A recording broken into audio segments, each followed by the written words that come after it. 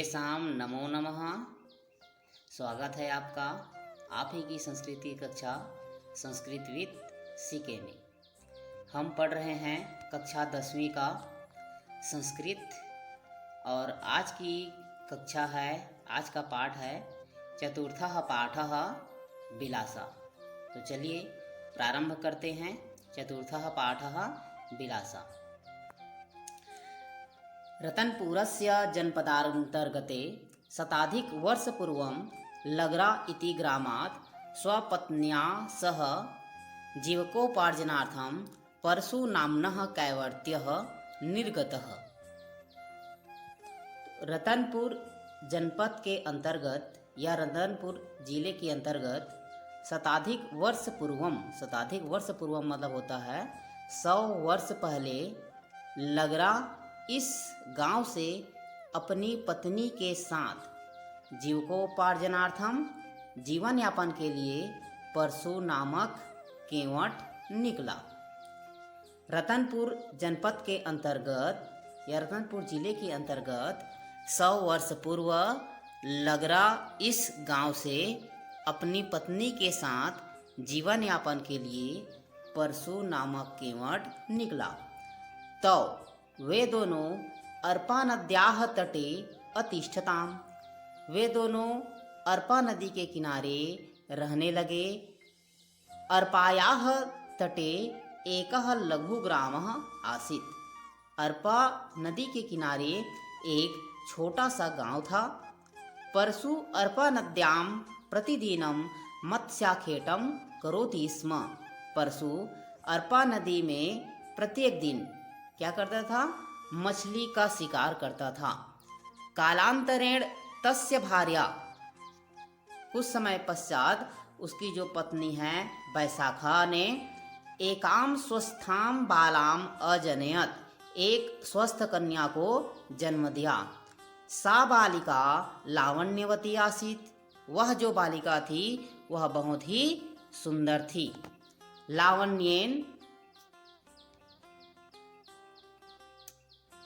लावण्येन तस्याः विलासा इति नामकरणम अभवत्। सुंदरता से उनका विलासा नामकरण हुआ। सुंदरता के कारण उनका विलासा नामकरण हुआ। आगे विलासा शैशव काले बालैः सह क्रीडति स्म। विलासा बचपन से ही बालक और बालिका दोनों के साथ खेलती थी। तस्यै बालकानां क्रीडनं च रोचते स्म। उन्हें बालकों का खिलौना और खेल दोनों ही अच्छा लगता था। विलासा अदम्य साहसिका आसीत। विलासा जो है अदम्य साहसिका थी, बहुत ही साहसी थी। एकदा सुप्तं बालं नीत्वा वृक्कः पलायनं कुर्वन् आसीत्। एक दिन सोते हुए बालक को लेकर के भेड़िया भाग रहा था। तदा विलासा वृक्कम दंडेन ताड़यित्वा, तब विलासा ने उस भेड़िए को डंडे से भगा करके बालकम मुक्तम कृत्वा मातरम समर्पयत, बालक को मुक्त करके आजाद करके उसकी माता को समर्पित कर दिया, दे दिया। बालकैः सह विलासा मल्लकौशलं शिक्षते स्म। बालकों के साथ विलासा युद्ध कौशल सीखती थी। तम साहसं दृष्ट्वा जनैः तस्याः दलाय ग्रामरक्षणस्य दायित्वं प्रदत्तम्। उसकी साहस को देख करके गांव वालों ने उनके दल को, उनके समूह को गांव की रक्षा करने का दायित्व प्रदान किया। एक बार और, विलासा बचपन से ही बालक और बालकों के दोनों के साथ खेलती थी। उसे बालकों का खिलौना और खेल दोनों ही अच्छा लगता था। बालिका बहुत ही साहसी थी। विलासा जो है बहुत ही साहसी थी। एक दिन सोते हुए बालक को लेकर के भेड़िया भाग रहा था। तब विलासा ने उस भेड़िए को डंडे से मार करके मुक्त करके उसकी माता को समर्पित कर दिया। बालकों के साथ बिलासा युद्ध कौशल सीखती थी। उसके साहस को देख करके लोगों ने उसके समूह को गांव की रक्षा करने का दायित्व प्रदान किया। यदा वर्षा काले अर्पा नद्याम जलप्लावनम जातम, जब वर्षा के समय अर्पा नदी में बाढ़ आया, तदा बिलासा नौकया जनान संतारयति स्म, तब बिलासा ने नौका से लोगों को पार लगाती थी, नौका से लोगों को पार लगाती थी। एवमेव सा नौका चालने अपि पारंगता जाता, इससे वह नौका चालन में भी क्या हो गई, पारंगत हो गई। सा लोक नृत्य गीतयोः अपि सिद्धा आसीत्, वह लोक नृत्य और गीत में भी सिद्ध थी, महारत हासिल था उसे। ग्रामस्य सर्वेषु कार्यक्रमेषु सा अग्रसरा आसीत्, गांव के सभी कार्यक्रमों में भी वह हमेशा आगे रहती थी। जब वर्षा के समय अर्पा नदी में बाढ़ आया, तब बिलासा नौका से लोगों को पार लगाती थी, इससे ही वह नौका चालन में भी पारंगत हो गई। वह लोक नृत्य और गीत में भी सिद्ध थी, उसे महारत हासिल था। गांव के सभी कार्यक्रमों में वह अग्रसर थी, आगे थी। कालांतरे बिलासायाः विवाहः बंसी नामना युवकेन सह अभवत्। कुछ समय बाद बिलासा का विवाह बंसी नामक युवक के साथ हुआ। बिलासा प्रतिदिनम 4 तेंदु इति वन्यफलानि संग्रहणार्थम गच्छति स्म। बिलासा प्रतिदिन 4 तेंदु इत्यादि वन्य फल इकट्ठा करने के लिए जाती थी। तथा च बंसी महिष चारणाय वनम प्रति अगच्छत, और बंसी, उसका जो पति था बंसी, वह भैंस चराने के लिए वन की ओर जाता था।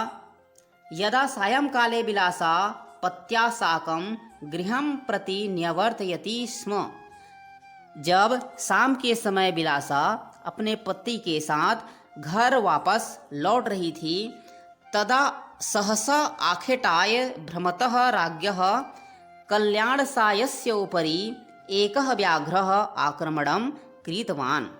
तब अचानक से एकाएक शिकार के लिए आए हुए घूमते हुए राजा कल्याण साय के ऊपर एक बाघ ने हमला कर दिया, आक्रमण कर दिया। तम विलोक्य बिलासा व्याघ्रम कुंतेन प्रहार्य राज्ञः प्राणान अरक्षयत। उसे देख करके बिलासा ने बाघ को कुल्हाड़ी से प्रहार करके राजा के प्राणों की रक्षा की, जिससे कल्याण साय बिलासा से प्रभावित होकर के दूसरे ही दिन अर्पा नदी के दोनों तटों की जागीर को बिलासा को दे दिया। तथा च राजा रतनपुरम प्रत्यागतः, और वे राजा रतनपुर लौट आए। अनंतरम ताम खड्गेन अलंकृत्य, तत्पश्चात उन्हें तलवार से, खड़ग से अलंकृत करके, सुशोभित करके महिला सेनापति के पद पर नियोजित किया।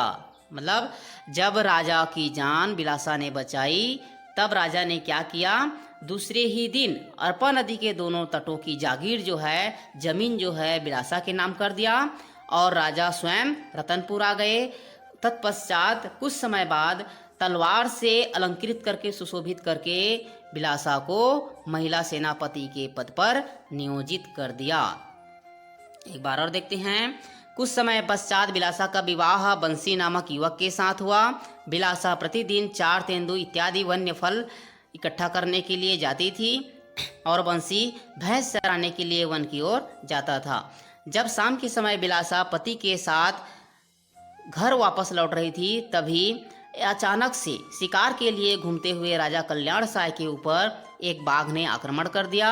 उसे देख करके बिलासा ने बाघ को कुल्हाड़ी से प्रहार करके राजा के प्राणों की रक्षा की, जिससे कल्याण साय ने बिलासा से प्रभावित होकर के दूसरे ही दिन अरपा नदी के दोनों तटों की जागीर या जमीन को बिलासा के नाम कर दिया और वे राजा रतनपुर आ गए। तत्पश्चात उन्होंने तलवार से सुशोभित करके महिला सेनापति के पद पर बिलासा को नियुक्त किया। बिलासा स्वप्रयत्नेन ग्रामस्य विकासः कृतवती। तस्याः वर्धमानं प्रभावं दृष्ट्वा प्रतिवेशिनः राज्यानि तस्याः क्षेत्रे आक्रमणं कृतवन्तः। बिलासा ने अपने प्रयत्न से गांव का विकास किया। उसकी वृद्धि को देख करके प्रतिवेशी जो थे, प्रतिवेशी मतलब होता है पड़ोसी राज्य, ठीक है, प्रतिवेशिनः राज्यानि, पड़ोसी राज्य ने उनके क्षेत्र पर आक्रमण कर दिया। तयः सह बिलासा साहसेन युद्धम अकरोत्, उनके साथ बिलासा ने साहसपूर्वक युद्ध किया। सा राज्य रक्षा कुर्वती वीरगतिम प्राप्तवती, वह राज्य रक्षा करती हुई वीरगति को प्राप्त हो गई। राजा कल्याण सायः मत्स्याखेटकानां निवास स्थलं बिलासायाः सम्मानार्थं बिलासपुरम इति नामना प्रथितम। राजा कल्याण साय ने मछली पकड़ने वाले उस निवास स्थान को बिलासा के सम्मान के लिए बिलासपुर नाम दिया। वर्तमाने इदम बिलासपुरम छत्तीसगढ़स्य न्यायधानी आसीत्। वर्तमान में यह बिलासपुर छत्तीसगढ़ राज्य की न्यायधानी है, जहाँ छत्तीसगढ़ राज्य का क्या है, हाई कोर्ट है। एक बार और देखते हैं। बिलासा ने अपने प्रयत्न से गांव का विकास किया। उसकी वृद्धि को देख करके, प्रभाव को देख करके पड़ोसी राज्यों ने उनके क्षेत्र पर आक्रमण कर दिया। उनके साथ बिलासा ने साहसपूर्वक युद्ध किया। वह राज्य रक्षा करती हुई वीरगति को प्राप्त हुई। राजा कल्याण साय ने मछली पकड़ने वाले उस निवास स्थान को बिलासा के सम्मान के लिए बिलासपुर नाम दिया। वर्तमान में यह बिलासपुर छत्तीसगढ़ राज्य की न्यायधानी है। बिलासा स्वकार्येण न केवलं स्वसमाजे अपितु समस्त छत्तीसगढ़ प्रांते सम्मानितास्ति। बिलासा ने अपने कार्यों से न केवल अपने समाज में बल्कि समस्त छत्तीसगढ़ राज्य में सम्मानित हुई हैं। सम्प्रति छत्तीसगढ़ सर्वकारेण मत्स्यपालन क्षेत्रं प्रोत्साहनार्थं तया नाम्ना बिलासाबाई केंवटीन इति पुरस्कारः प्रतिवर्षः दीयते। संप्रति इस समय छत्तीसगढ़ सरकार के द्वारा मछली पालन के क्षेत्र में प्रोत्साहन के लिए उनके नाम से बिलासाबाई केंवटीन यह पुरस्कार प्रतिवर्ष दिया जाता है। अपि च तया नाम्ना बिलासपुरे बिलासातालः, बिलासा कन्या स्नातकोत्तर महाविद्यालयः, बिलासा चतुष्पथः प्रभृतयः गौरवान्विताः सन्ति। और भी उनके नाम से बिलासपुर में बिलासा तालाब, बिलासा कन्या स्नातकोत्तर महाविद्यालय, बिलासा चौराहा इत्यादि गौरवान्वित हैं। एवमेव छत्तीसगढ़स्य पूज्या बिलासा साहसम शौर्यम कर्मनिष्ठा क्षेत्रे आदर्शभूतास्ति। इससे ही छत्तीसगढ़ की पूजनीय बिलासा साहस, शौर्य और कर्मनिष्ठा के क्षेत्र में आदर्श है। एक बार और, बिलासा ने अपने कार्य से न केवल अपने समाज में बल्कि समस्त छत्तीसगढ़ प्रांत में सम्मानित हुई हैं। इस समय छत्तीसगढ़ सरकार के द्वारा मछली पालन के क्षेत्र में प्रोत्साहन के लिए उनके नाम से बिलासाबाई केंवटीन यह पुरस्कार प्रति वर्ष दिया जाता है।